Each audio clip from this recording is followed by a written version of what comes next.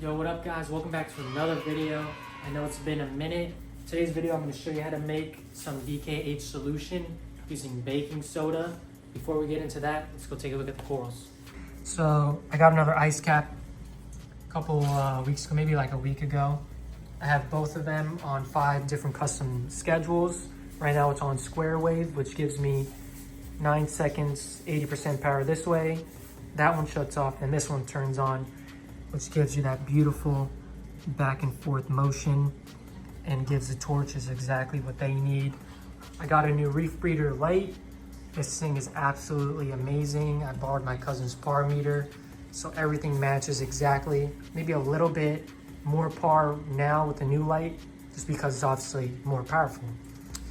Got some beautiful Akins. This guy's pulling out crazy colors as you saw in the earlier snippet.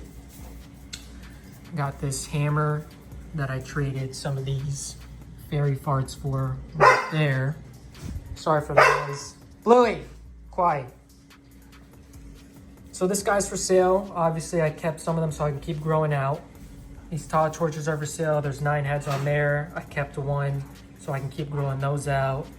Pretty much everything you see in the tank is for sale. If you're interested, you could hit my Instagram. I'll leave a link in the description. I got a copper band because I had some Aptasia and I didn't want to go with like a Aptasia eating filefish. And he's doing his job. After a week, he started nipping at the Aptasia that was down there.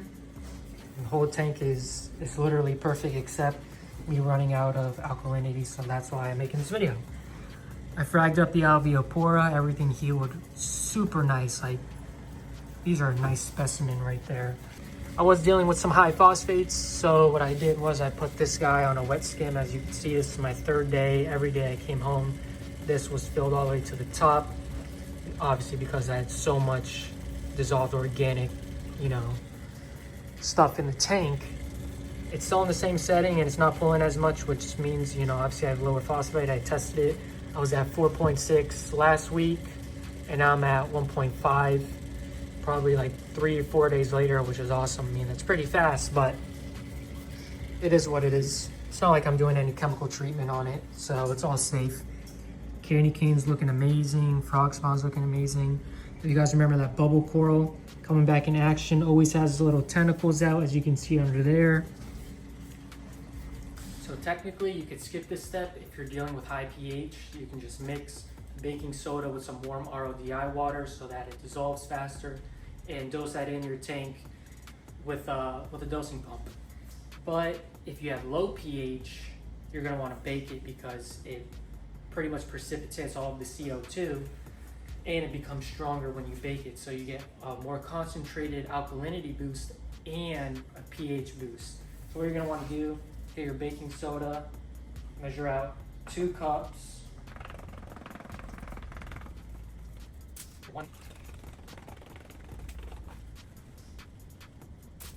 There's 2. You're going to want to obviously spread it around, get all of these rocks nice and powdery. Put it in the oven at 350 to 400 degrees for 1 hour.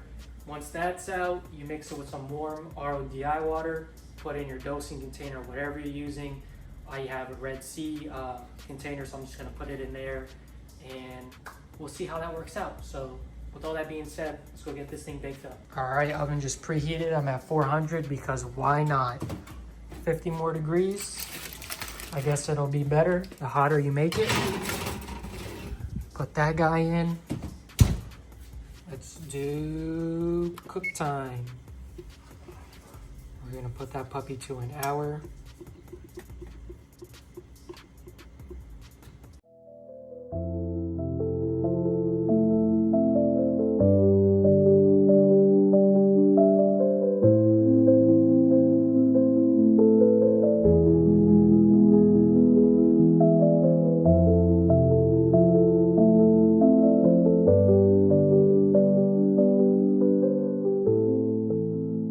Baking soda's all done, and I have a gallon of RO that I just put into here. We're gonna heat it up so that it dissolves faster.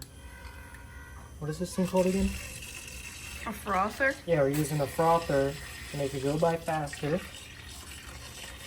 And once that's done, put it back in here, hook this up to my dosing. Then we'll take a measurement of my alkalinity, what it is now, and then a week later. So, I'm not gonna bore you watching this, so I'm gonna go ahead and do it. All right, I got the magic solution in the 1 gallon. I'm gonna go ahead and hook it up to my dosing system. But first, I'm gonna test my alkalinity now so you can see what it looks like.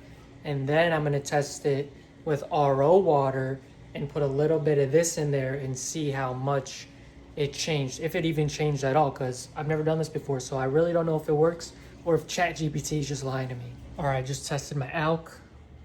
Perfect 12. I know you're saying, bro, that's like the max, but how else do you think I get this crazy growth in my tank, bro? I'm chasing numbers, straight up. But what I'm gonna do now is put RO into the little cuvette, put a little bit of this in there and see if we get a reading, because RO is clearly 0 across the board. So I'll come back to you with that answer. All right, it does work. We're at 20 DKH with literally 1 drop. So this thing is super concentrated. I mean, look at this. It's literally blue. It's supposed to be like a greenish blue, but obviously the more alkalinity you have, the more DKH, the more blue it gets. All right, so we have the DIY DKH. As you can see from the handed checker, it is working, super powerful. So my doser that I have in here, I'm gonna start off with 1 milliliter, even though I'm dosing 23 of the Red Sea. I'm just gonna start off with 1 because I'm already at 12, so it going down a little bit is gonna affect nothing. I'll probably be messing with it or checking it for like 7 days straight, just so I can make sure that I'm dosing the correct amount, because it is really powerful. But the tank looks great. Corals are awesome. I'll let you guys know how it works in the next post. So if you enjoyed yourself, make sure to like, subscribe, comment. Let me know what you want to see. And peace out, Girl Scout.